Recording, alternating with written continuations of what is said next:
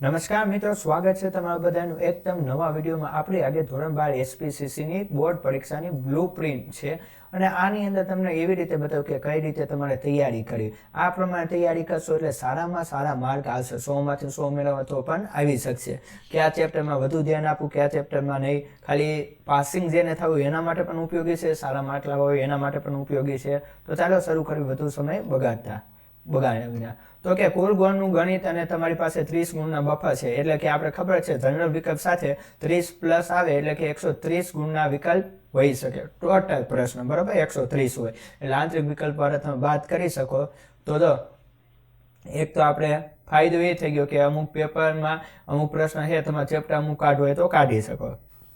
વિષયનું વિભાજન સીસી અને એસપી નું આપણે કર્યું તો પેલો વિભાગ છે વાણિજ્યિક પત્ર વ્યવહાર। તો 40 ગુણનું સરળ સ્કોરિંગ અને ફોકસ લેખન કૌશલ્ય છે। આની અંદર તમને બધાને ખબર પત્ર આવે, એમસીક્યુ ને એવું બધું આવે ને તો પણ સારા માર્ક આવે। એવી રીતે એસપી વિભાગ અંદર 60 ગુણનું હોય બરોબર। તો એમાં જોઈએ રેન્ક હોય સિલેબસનું સૌથી મહત્વનું પ્રકરણ પેલું છે કે શેર બહાર પાડો, એમાંથી 15 માર્કનું પૂછાય છે બરોબર। 15 માર્ક રોકડા બધાય કરતા એસપી ફર્સ્ટ ચેપ્ટર પેલું સારું આવડતું હશે તો બીજું આસાનીથી તમે સારા માર્ક પણ કવર કરી શકશો।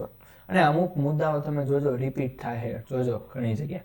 આખા પેપરમાં સૌથી વધુ ગુણ ધરાવતું એકમાત્ર પ્રકરણ, આ પ્રકરણ તૈયાર કરવાની પેપરના 15% ભાગ કવર થઈ જાય। બીજું કીધું સીસી વિભાગના જેકપોટ પ્રકરણ, તો કે પેલું છે ટોટલ 26 ગુણના ફાયદા થાય। જો બીજું ત્રીજું કરો ને, જો કે પેલું કરો એટલે એની અંદર 8 માર્કનું આવી જાય છે।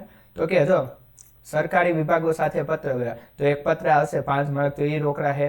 આંતર વિભાગીય પત્ર વ્યવહાર, આની અંદર પત્ર હોઈ શકે, પરિપત્ર, કોઈ પણ વસ્તુ હોઈ શકે, તો આ 26 માર્ક એમને રોકડા થઈ જાય। અમુક ચેપ્ટર કરો તો તમે પાસ થઈ જાઓ। પત્ર વ્યવહારના ફોર્મેટ પાકા કરીને પૂરેપૂરા માર્ક મેળવી શકાય। તમને ખબર છે પેઢી હોય તો લખનારનું આવે, વચ્ચે સરનામું આવે બધું, અને જ્યારે કોઈક સિંગલ વ્યક્તિ લખતો હોય બેંક સાથે એનું આ બધું જમણી સાઈડ સરનામું આવી જાય। પછી બધું હોય, એક લીટીની તારીખ હોય, આંતરિક સરનામું વગેરે વગેરે। હવે રેન્ક 3 કંપનીના કાયદાનો પાયો 24 ગુણ છે। એની અંદર પ્રકરણ કંપનીના સંચાલકો 12 ગુણનું છે અને પ્રકરણ 6 કંપનીની સભાઓ એ પણ 12 એટલે 24 ગુણ ના તમારે કવર અપ થઈ જાય આસાનીથી। આ બે પ્રકરણો સેક્રેટરી પ્રેક્ટિસ એસપીના મૂળભૂત સિદ્ધાંતો છે। આપણે કહી શકીએ કંપનીના સંચાલકોની સભા બેમાં સેમ ટુ સેમ છે, થોડું ઘણું ઉપર નીચે હોઈ શકે પ્રશ્ન, અને સારામાં સારા માર્ક કવર થઈ જાય। પછી કીધું આ પછી જનરલ વિકલ્પ સાથે ગણેલા છે, એટલે કે માત્ર 5 પ્રકરણોનો 50% સિલેબસ થઈ જાય। જો કુલ 65 ગુણ રોકડા તમારે થઈ જાય। તો જો એસપી પેલું ચેપ્ટર કરશો એટલે 15 ગુણ થઈ જશે, બીજું ત્રીજું 26 કરશો, પાંચમું છઠ્ઠું, એટલે કે ટોટલ 5 પ્રકરણ, 5 ચેપ્ટર કરો 65 માર્ક રોકડા છે। ક્યાંય જોયું છે કે 5 ચેપ્ટરના 65 માર્ક જ? જો તમને આ માત્ર હાઈ સ્કોરિંગ પ્રકરણ કરો તો પણ તમે અડધું પેપર કવર કરી શકો, સ્માર્ટ વર્ક કરી શકો બરોબર। પછી સીસી નું કીધું આ ગુણ પ્રમાણે પણ છે એ જોઈએ કે 40 ગુણનું વિશેષણ છે। તો જો બેંક પત્ર વ્યવહાર 8 ગુણ બરોબર, સરકારી વિભાગો પત્ર વ્યવહાર 13 ગુણ છે, આંતર વિભાગીય 13, વીમો 7, ઈ કોમ્યુનિકેટ 6, રજૂઆત 7। તો આમાં આસાનીથી તમે જો કવર અપ કરી નાખો। આમાં તો 1-2 પત્ર આવી જાય, 2 માર્કનો પ્રશ્ન હોય, એમસીક્યુ હોઈ શકે, એ બધા આની અંદરથી નીકળી જાય। વીમામાં એમસીક્યુ છે અને એક પત્ર હોઈ શકે, 5 ને 6 7 એમને આસાની। હવે વિભાગ સી છે તો કે તમારી પ્રથમ અગ્રતા આપણે જોઈએ કે ચેપ્ટર બીજું ને ત્રીજું કરીએ સીસી નું તો 26 ગુણ આવે। આ બે પ્રકરણ વિભાગ 65% ગુણ પર ધરાવે છે બરોબર। પછી જોઈએ આ પ્રકરણમાં પત્રના ફોર્મેટ, વિષય વસ્તુ પર ખાસ ધ્યાન આપવું, સૌથી ઓછી મહેનત અને સૌથી વધુ ગુણ અહીં મેળવે છે બરોબર। ઓછું ધ્યાન આપશો તો પણ માર્ક સારા આવી જશે। પત્રમાં ખાલી ધ્યાન રાખો, પત્ર વાંચવાની જરૂર નથી, આપણી મૌલિકતા હોય, પણ આપણે પત્રમાં જોવું કે કોણ કોને સંબોધન પત્ર લખે, ક્યારે શું સંબોધન આપવું વગેરે। હવે સ્કોર બુસ્ટર પ્રકરણો છે કે જેમાં માર્ક આવી શકે। તો પેલું આપણે જોયું બેંક પત્ર 8, તો બેન્કિંગના નિયમો એના વિશે છે કે ચાલો ખાતું કહું, વિનંતી પત્ર કોને કહેવાય વગેરે વગેરે બરોબર। વિનંતી પત્ર છે, પછી આ વીમા વાળો પાઠ છે તો એમાંય છે કે વીમો ઉત્તમ કઈક સેવાઓ હોય, જીવન વીમો, હયાતી વીમો વગેરે વગેરે, 7 ગુણ છે, પત્ર આવી જાય એક।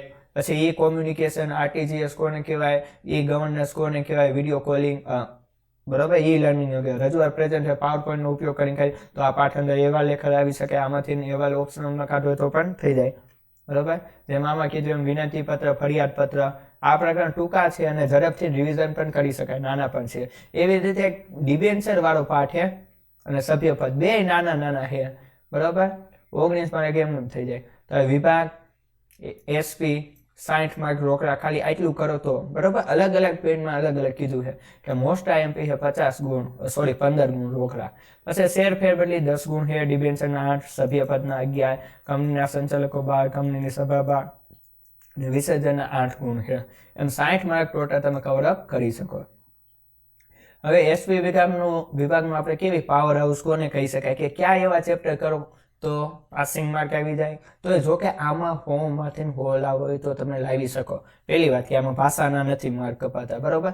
ફોર્મેટ સાચી માહિતી લખશો તોય તમે થાય, બરોબર. ફોર્મમાં કાંઈ નહીં, 97, 98 એમનું આસાનીથી આવી શકે. પેલું પાઠે શેર બહાર પાડવા 15 ગુણ છે, કંપનીના સંચાલકો 12 ગુણ અને કંપનીની સભા. જો કે આ બે પાઠ મોટા છે અને એમાંથી ઘણું કવરઅપ થઈ શકે. અમુક રિપીટ પણ થતા હોય છે, બરોબર. એકલ વ્યક્તિ કંપની હોય, બરોબર, સંયુક્ત કંપની હોય, એવી રીતે ભાગીદારી પેઢી હોય તો અમુક પોઈન્ટ એમને રિપીટ થતા હોય છે.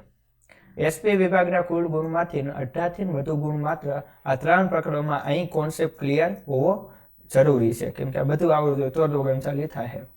અને આ પહેલું એક કરી નાખો એટલે ઘણા આવી જશે.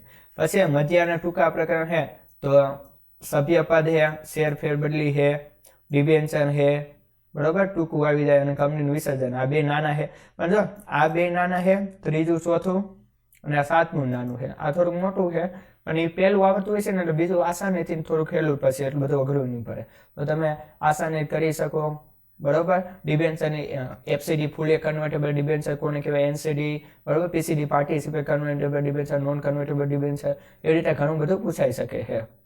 સભ્યપદ તો સભ્ય ક્યારે હોઈ શકે, ક્યારે સભ્યપદ મળી શકે, અને આ વિસર્જન છે તો ક્યારે કંપનીનું વિસર્જન થઈ શકે, લિક્વિડેટર શું છે, સોલિસિટર વિશે વગેરે વગેરે, ક્યારે અંત આવે, ક્યારે કંપનીનું વિસર્જન કરવામાં આવે, બરોબર. પછી આવે શેર ફેરબદલી. શેર ફેરબદલી કોને કહેવાય કે આપણે કોઈ એક વ્યક્તિએ શેર ખરીદ્યા બીજાને ટ્રાન્સફર કરે ત્યારે અમુક જગ્યાએ વારસદાર ન હોય, વ્યક્તિ નાદાર થાય કાં તો ગુજરી જાય તેવા સંજોગોમાં. આ પ્રકરણમાં વ્યાખ્યાઓ અને તફાવત પર ધ્યાન આપવું, બરોબર. વ્યાખ્યા પૂછી શકે, સર ફ્રાન્સિસ પામરના મતે ડિબેન્ચરની વ્યાખ્યા એટલે દેવું, બરોબર, વગેરે વગેરે. તમારી એક્ઝામ સ્ટ્રેટેજી સ્માર્ટ ટીપ આપણે જોઈ તો કે જો અહીંયા 5 પગથિયાં આપેલા તો પહેલું પગથિયું આપણે જોઈ, નીચેથી આમ ઉપર જાશું તો કે ત્યારે દઈ પાસે શરૂઆતમાં એસપી પ્રકરણ 1 થી કરો 15 ગુણ, સૌથી મોટું અને મહત્વનું છે. ત્યારબાદ સીસીના પ્રકરણ 2 અને 3 પાકા કરો, 26 ગુણ રોકડા. આમાં પેલા પ્રકરણનું નથી કીધું પણ એ છે તે 8 માર્કેના. પછી એસપી પ્રકરણ 5 અને 6 સંચાલકની સભા તૈયાર કરવાનું, બાકી નાના પ્રકરણોનું રિવિઝન કરો. એટલે તમે જો ગોલ પેલા પાસ થવા માટેના ગુણ મેળવવાનો, પછી મેરિટ માટે પ્રયત્ન કરો, બરાબર. આટલું કશું ઘણું આવી જાય છે. પછી કીધું પરીક્ષા માટે શુભકામના. મિત્રો આ આપણો તો નાનો વિડીયો બ્લુ પ્રિન્ટ તમને સમજાવી દે કઈ રીતે કેવું પૂછાશે, કે આ પાઠમાંથી કેવા કેવા પ્રશ્ન. હજી એક સિરીઝ શરૂ થશે આ બ્લુ પ્રિન્ટમાં. જો તમે કહેશો તો રિવિઝન ચેપ્ટર, બરોબર. બધા આખા ચેપ્ટર રહ્યા જે પાઠમાં વધુ પૂછાય એનું રિવિઝન આપણે કરશું અને અમુક આઈએમપી પ્રશ્ન કે આ પ્રશ્ન પૂછાય એવા તે.